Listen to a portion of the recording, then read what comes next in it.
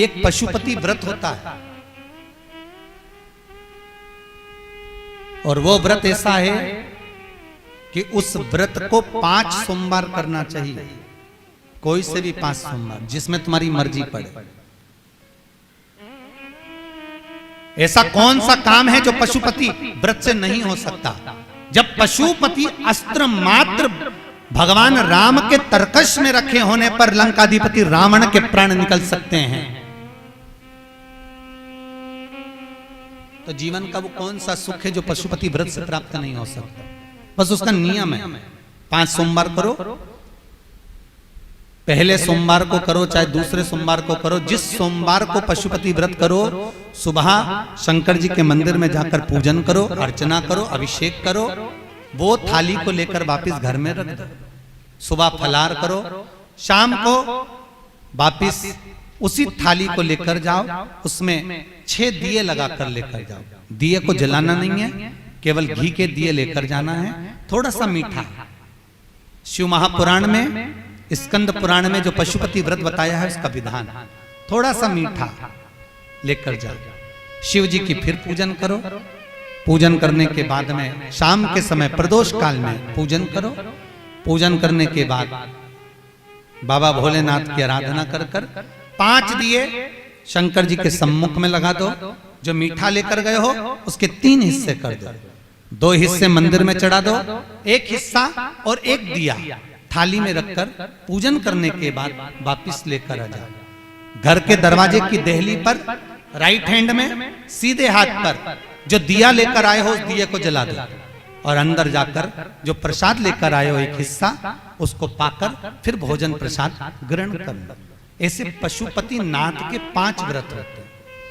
ऐसा कौन सा कार्य है जो भोलेनाथ पूरा ना करता?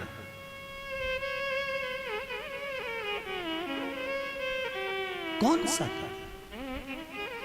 श्री राम जी महाराज अगर सेतु पर चढ़ाई करने जा रहे हैं लंका पर, तो भगवान शिव की आराधना कर कर जा रहे हैं। भगवान कृष्ण ने भी भगवान शंकर की आराधना करी, भगवान शिव की आराधना।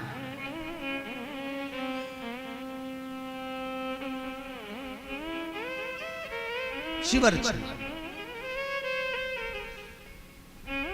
मेरे वेंकटेश भगवान तिरुमाला के शिखर पर अगर तिरुपति बालाजी विराजमान हैं, तो पहले उन्होंने भगवान शिव जी से पूछा कि हम यहां बैठकर तप करना चाहते हैं, आ जाएं?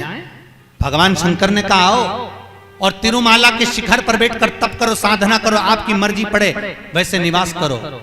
मेरे हरि, मेरे तिरुपति नाथ, मेरे बालाजी, मेरे वेंकटेश भगवान कहते हैं, मेरे नारायण कहते हैं, भोलेनाथ हम यहां तप करेंगे और दुनिया के लोग आएंगे तो क्या होगा?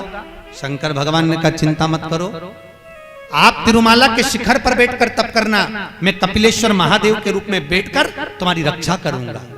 अगर आप तिरुपति गए होगे तो आपको मालूम होगा, ऊपर तिरुमाला में मेरे नारायण हैं, तो नीचे कपिलेश्वर महादेव में मेरे शंकर बैठकर रक्षा कर रहे हैं। नाथ द्वारा चले जाओ। जब श्री जी बाबा के ऊपर आक्रमण किया गया,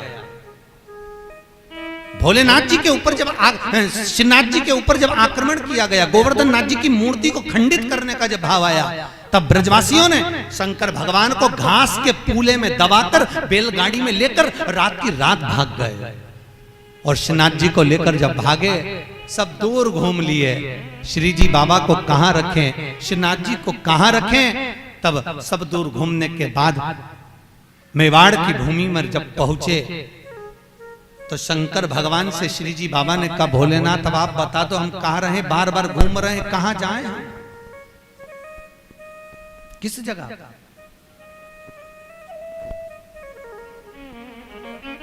हम कहां जाएं, हम किस जगह पर जाएं? आप बताओ।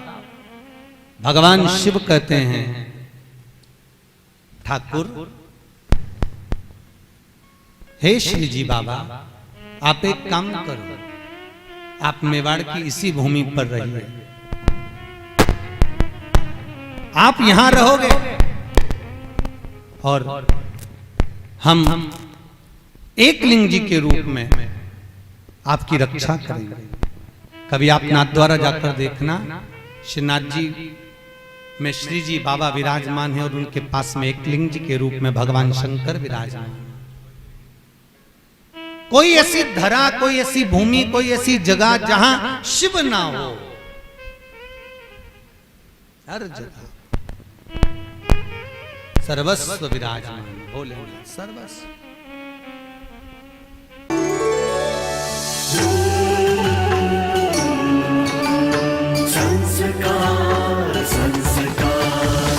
संस्कार, द चैनल ऑफ इंडिया। हमारी संस्कृति, हमारी विरासत।